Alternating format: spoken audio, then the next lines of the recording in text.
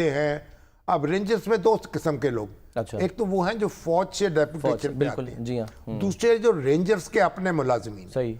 जो रेंजर्स के अपने मुलाजमीन हैं उनके लिए वो मरात नहीं है, उनकी तनख्वाहें मुनासिब नहीं हैं। अभी भी उनकी तनख्वाहों में सिविल और फौजी अफसरों के या कारकुनों के मुकाबले में बड़ा कम इजाफा हुआ है। उन्हें वो CMH जो है उसमें वो उनको मेडिकल फैसिलिटीज़ नहीं मिलती, उनके बच्चों को तालीम की सहूलतें मुयसर नहीं है।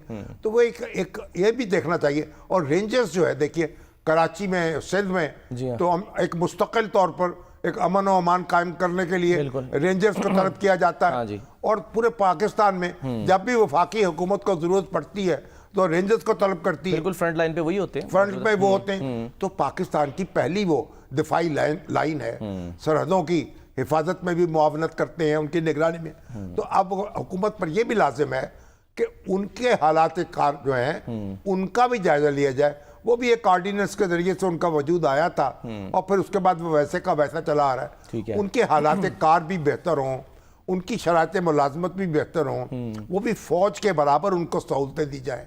और उनके भी आखिर ये भी जवान जो हैं जाने देते हैं, हिफाजत करते हैं, और उनकी भी खबरगिरी की जाए। और ये FC जो है जाहिर है कि इनकी तरफ भी बड़ी इनकी उसी तरीके से इनकी तरबियत होनी चाहिए और इनको सहूलियात फराम करनी चाहिए, सर, इनको मुनज़्ज़म करना चाहिए।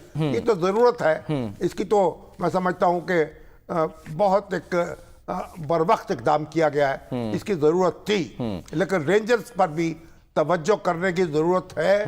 हम इसकी तफसील में नहीं जाना चाहते। एक ज़माने में रेंजर्स के लोगों ने चीफ जस्टिस साहब को भी एक चिट्ठी लिखी थी, लेकिन वह कुछ उसका सुनवाई नहीं हुई, या वो बस सियासी मामलात में वो मामला दब गया। सही है। अब वजारत दाखिला पर लाजिम है मोहसिन नकवी साहब जो हैं वो तवज्जो दें, तलाल चौधरी साहब जो हैं वो तवज्जो दें। अब वो भी हमारे बच्चे हैं, वो भी हमारे भाई हैं, वो भी जाबाज हैं, उनकी भी उसी तरह खबरगिरी